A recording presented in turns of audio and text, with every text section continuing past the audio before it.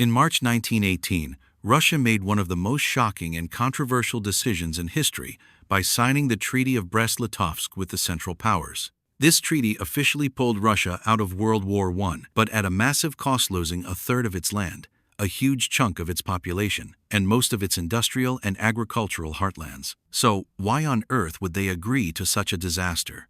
Was there a way they could have avoided it? Alright, let's rewind a bit. Russia's experience in World War I wasn't exactly smooth sailing.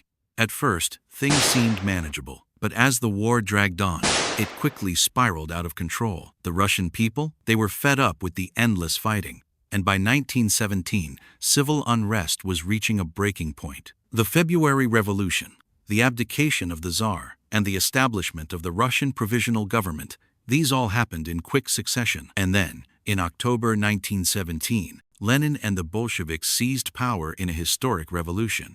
Once in charge, Lenin was all about negotiating peace. The new Bolshevik government signed a ceasefire with the Central Powers in December, with the understanding that it would renew until one side decided to break it. Lenin's vision? Peace without territorial gains or reparations, something the Germans seemed okay with, as long as everyone else agreed too. But hold up, here comes the twist. Russia's foreign minister Leon Trotsky had a different idea. He was all about stalling negotiations, hoping that while they delayed, workers in Germany would rise up and overthrow their own government. Fun fact, it didn't happen. In fact, Trotsky's delay only made things worse. With no signs of a worker revolt in Germany, the Russian government was split into two factions. One group, the left socialist revolutionaries, wanted to keep fighting, regardless of the cost. But here's the problem. Russia's army was falling apart, and many soldiers had already turned against Lenin's government. So continuing the war was pretty much out of the question. The other option? Peace at any price. Lenin was desperate to survive, and continuing to fight both the Central Powers and a civil war seemed like a losing battle. His idea? Make peace, lick his wounds, and rebuild. Once the Bolsheviks were strong again, they could reclaim what they lost. But here's where it gets really juicy. Option number 3. Trotsky's plan to walk away from the negotiations entirely and refuse to continue the fight.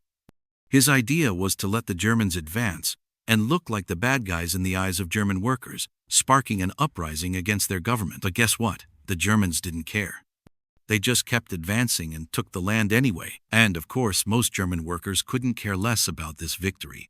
Realizing he made a huge blunder, Lenin freaked out.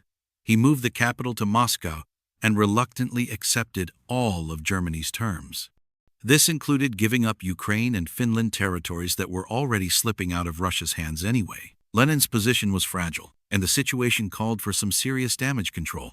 Meanwhile, Trotsky quit in protest, and the left socialist revolutionaries weren't pleased either. They went all in with a bold and lethal move by assassinating the German ambassador in Russia, hoping to restart the war. They even attempted an armed uprising, but the Germans, they don't care. They had already won in the east and were focused on the west, where they were getting reinforcements from overseas. So, what happened? The Treaty of Brest-Litovsk stayed in effect until Germany's defeat later that year. And believe it or not, it wasn't long before the Bolsheviks returned to reclaim those territories. So, what do you think? Was Lenin's decision to sign the treaty a strategic move to survive, or a massive mistake that cost Russia dearly?